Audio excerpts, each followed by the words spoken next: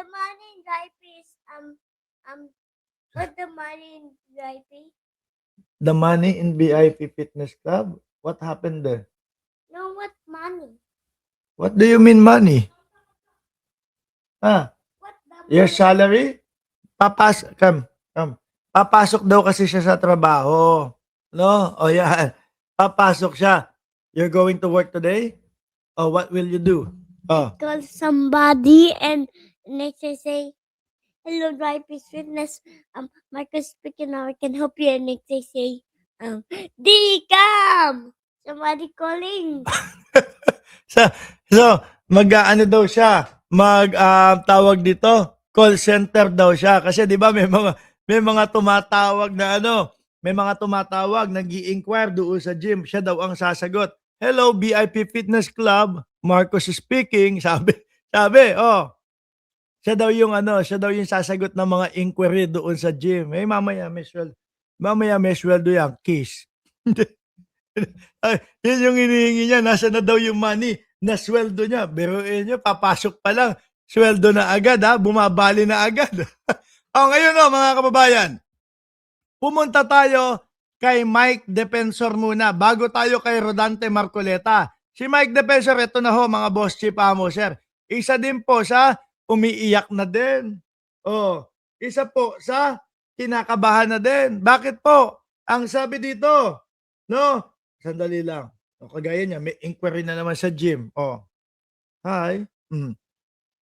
Sabi dito ni Mike Defensor, the filing of the plunder case against me and Rodante Marcoleta before the Sandigan race o Sandigan Bayan raises one fundamental question.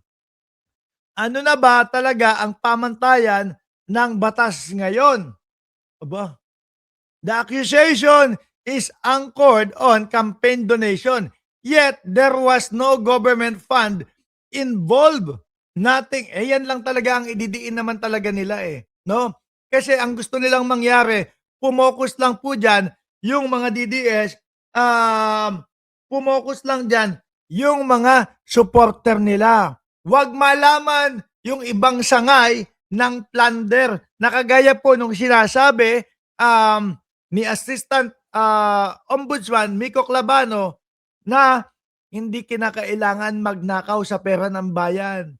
Kasama din, sakop din sa ilalim ng plunder yung mga pagbigay ng donasyon o pagbigay ng mga regalo na hihigit sa 50 milyones. At sila po, 75 million po ang natanggap ni Rodante Marcoleta at binigay nung kampo nila Defensor po, mga kababayan. At mismong sila po ang umaamin doon, mga boss, chief, amo, sir. At kinukumpara naman po nila, kinukumpara ng mga DDS, bakit ganun? Si Bongbong Marcos naman din, nakatanggap ng mas malalaki pang donasyon para doon sa kanyang kampanya. Ang tanong, ano si Marcoleta nung tinanggap niya yung kanyang, yung 75 million. Ano ang posisyon ni Rodante Marcoleta? Di ba po, congressman, siya na din po ang mismong nagsabi, natanggap ko po, nung congressman ako, talaga naman nakatanggap ako. May pagdidiin pa doon, siguro, iwan ko. Sabi ko talaga pala yatang totoo yung sinasabi na lowest rank na lawyer to. Pero mo ba naman, lahat ng lawyer, mga kababayan, ang susubukin niyan, wag magkaroon ng ebidensya laban doon sa kanilang mga kliyente. No? Wag madiin yung kanilang kliyente. Eto po, Rodante Marcoleta, mismo lawyer siya. Siya ang nagdiin sa kanyang sarili. Di mo ba, mga kababayan? The accusation is anchored on campaign donation, yet there was no government funds involved.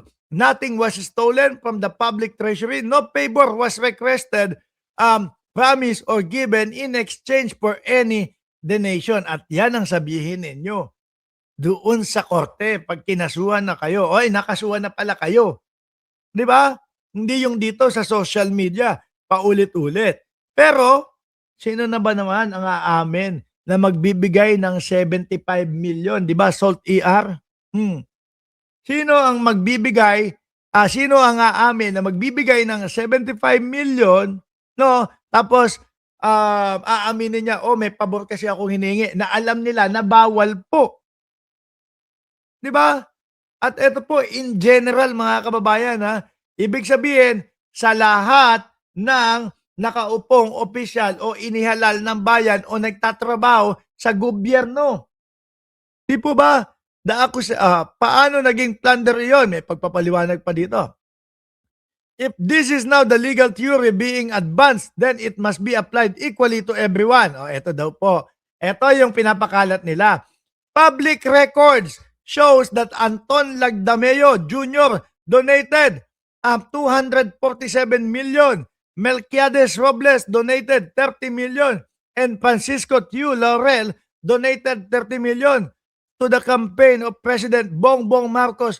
All three were subsequently appointed to senior government position. I am not saying it's illegal. It's just stating a fact. Ano si Pangulong Bongbong Marcos nung tinanggap, no, yaang mga donasyon na yan? Sige nga, pakiparinig sa amin, Mike Defensor. Ano po?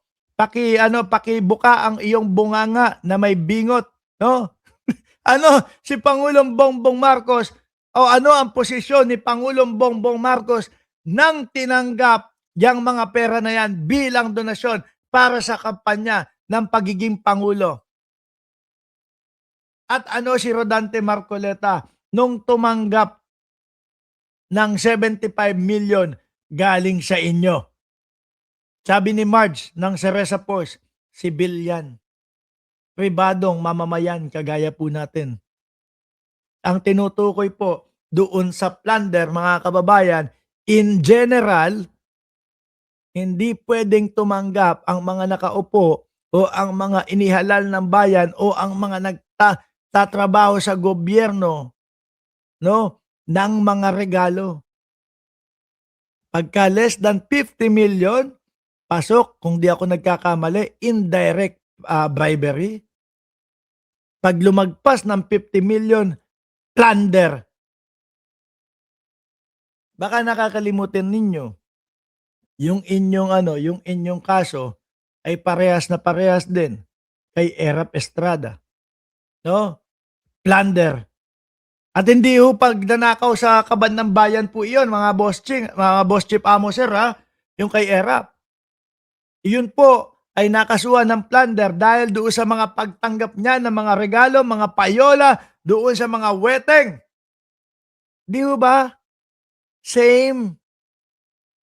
Ano po, ngayon, kaya po ang dinidiin nila Defensor yung wala namang pinagnakaw sa bayan. Gusto nila matuon lang ang atensyon ng mamamayang Pilipino doon sa walang ninakaw sa kaban ng bayan upang sa ganon ma-cover yung kahit pala pagtanggap ng more than 50 million ay plunder ang katapat, lalo na kapag ka ikaw ay congressman o nagtatrabaho sa gobyerno o kasama ka sa mga inihalal na ng bayan.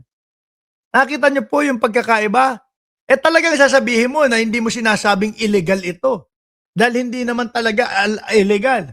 No? Binoboplax nyo lang yung mga DDS na mga kasamahan nyo dyan.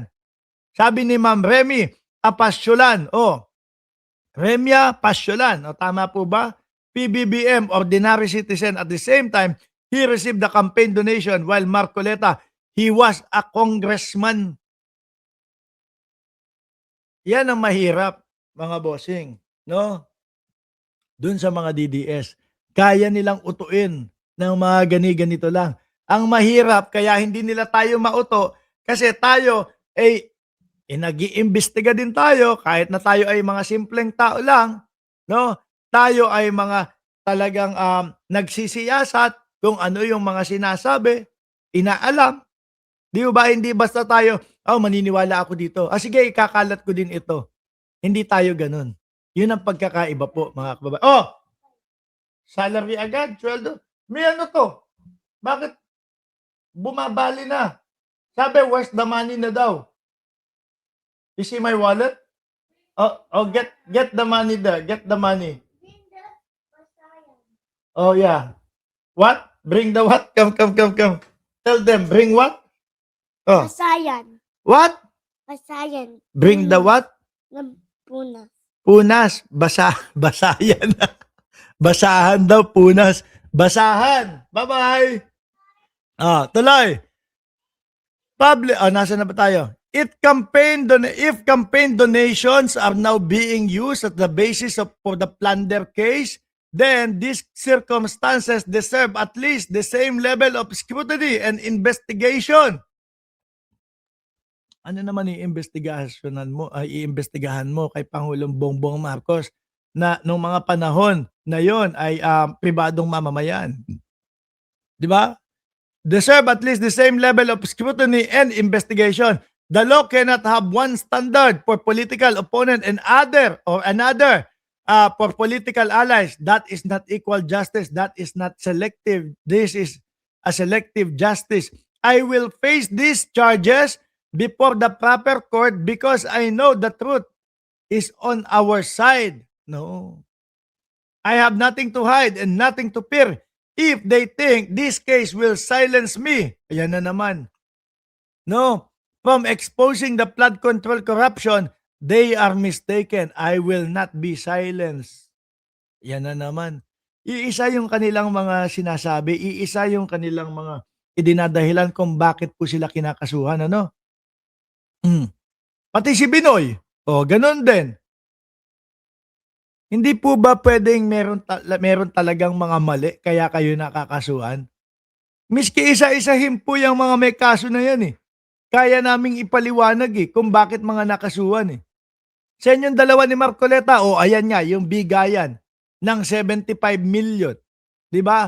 Na regalo kay Marcoleta na panahon na hindi pa kampanya at siya ay congressman at hindi isinulat sa kanyang sose, hindi rin isinulat sa salin. Di po ba? Yan yung nagiging kaso ninyo. Si Boss Binoy, obstruction of justice. Kitang-kita sa CCTV camera, isinakay niya isinama niya si Bato de la Rosa. Si Peter Cayetano, maaari din na makasama sa obstruction of justice at baka makasama din doon sa kaso nung kay Aplaska naman. Di ba? Hindi kagaya nitong mga DDS, magbablog, magsasalita, tanungin mo, bakit ganito? Hindi alam kung ano sasabihin. Di ba, Sir Sunny Reyes?